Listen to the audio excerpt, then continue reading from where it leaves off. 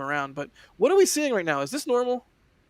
Mm. Yeah, the final purge from the transporter erector. This is similar to the T-minus 20-minute purge, and now we are actually 1 minute from launch. So we're this close to launch. They're starting to get everything out of the transporter erector or the strong back just to make sure there's nothing flammable because you don't want to damage your launch equipment.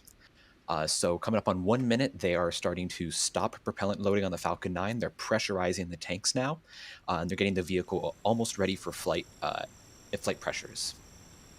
Sure enough, and we'll be sure to be quiet when the rocket takes off and we get the awesome sound from that. But as we're just under 30 seconds from launch, I'm going to be quiet and let Ian take the callouts as Falcon 9 hopefully ascends into orbit.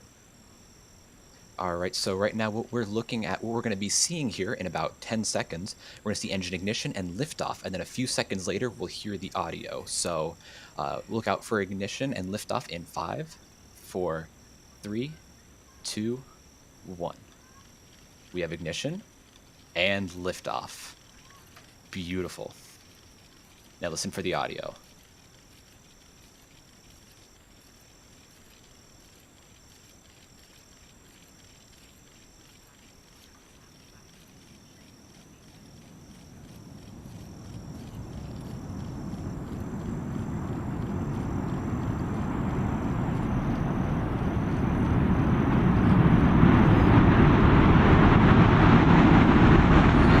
Had a good liftoff. Vehicles now pushing down range.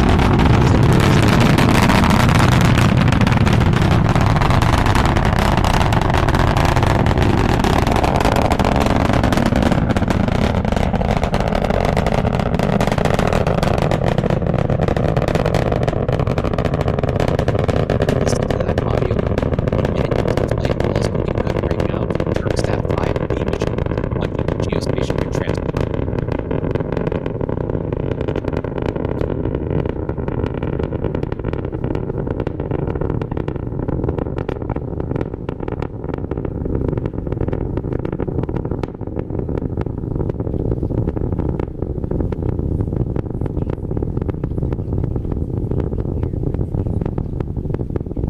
And look at that, we are just over 1.5 minutes into flight now.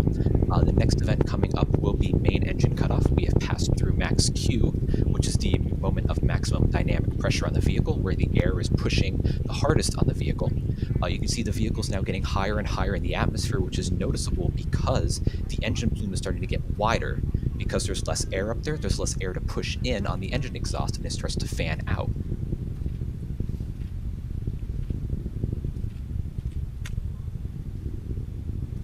Now we'll be coming up on main engine cutoff in about 30 seconds here.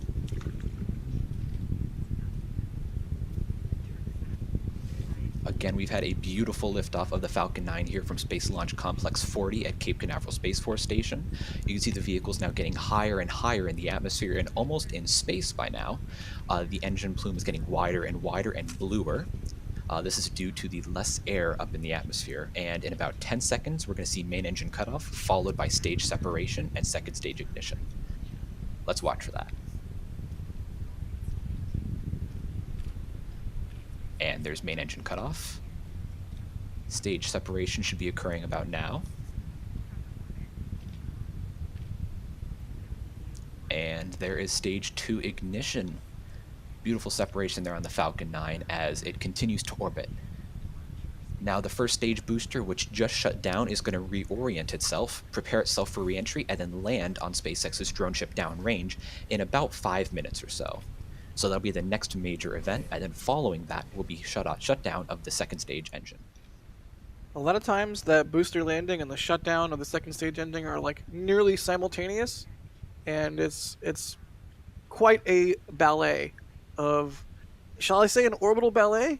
I think so. I think I shall. That's fair. I'd say that's fair. And looking here on the screen, you can actually see Florida in the background on the left camera view. Imagine us waving right now. If only we could see. I'm going to tell you, the rumble with the humidity in the air, the crackle, you could feel it today, like really feel it. It sounded great. And there we go, fairing set. Fairing separation confirmed. And look, now TURKSAT 5B is exposed to space for the first time. Looks like the second stage is continuing nominally, and the first stage is slowly reorienting itself as it coasts over the Atlantic Ocean towards the drone ship. It's wild to me that the cameras on that first stage are able to resolve the Earth, even though it's basically the Earth looks like it's in shadow. It's nighttime there, obviously, so and yet I can see details in the clouds. It just this looks so surreal. The fact that this thing is about to head down and land on a short fall of gravitas, it's just wild to me. It's never gonna stop being awesome. I'm super glad that I wasn't born 20 years later, and I don't think of this as routine, and I can still think of this as amazing, even however many years into rocket recovery we are. Yeah, It's coming back. It's not so getting cool to thrown look at away. that. We're getting on the left side of the screen, we're getting a live view of the Atlantic Ocean from space, and you can see individual clouds. And a few seconds ago, you could see individual cities with city lights in Florida. That is just it's amazing for me to see that. Yeah, and even maybe I'm interpreting this too closely here, but I even feel like you can get a sense of diving back into the atmosphere from this perspective. Like what we're seeing in terms of motion isn't quite just the rotation of the Earth; it's the booster getting closer and closer and closer to the atmosphere, which is wild. And all the while, second stage is just muscling away.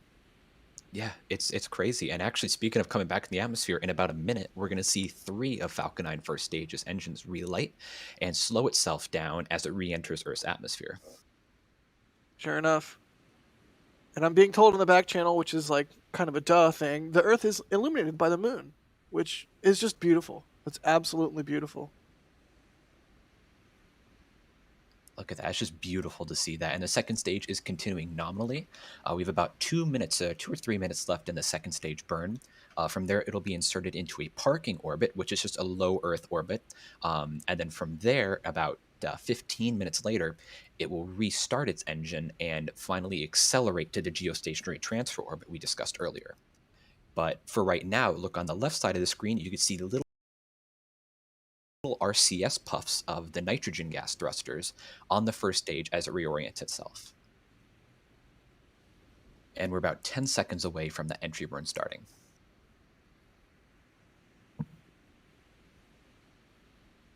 I love seeing that speed indicator on the bottom right just start climbing faster and faster.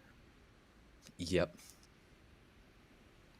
And we have entry burn ignition, completely blowing out the camera because it's so bright, going from darkness to bright. Now 3 engines on the first stage are igniting here to slow it down quickly, not slow it down entirely, but just slow it down enough that it will safely coast through the atmosphere.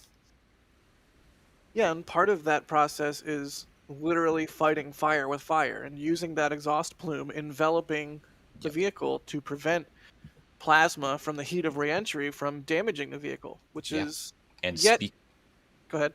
I'm saying, speaking of plasma, look at the grid fins. We are seeing entry plasma building up on the vehicle right now as it enters the atmosphere. That's always beautiful to see, and I just love when we get this chance here to see it.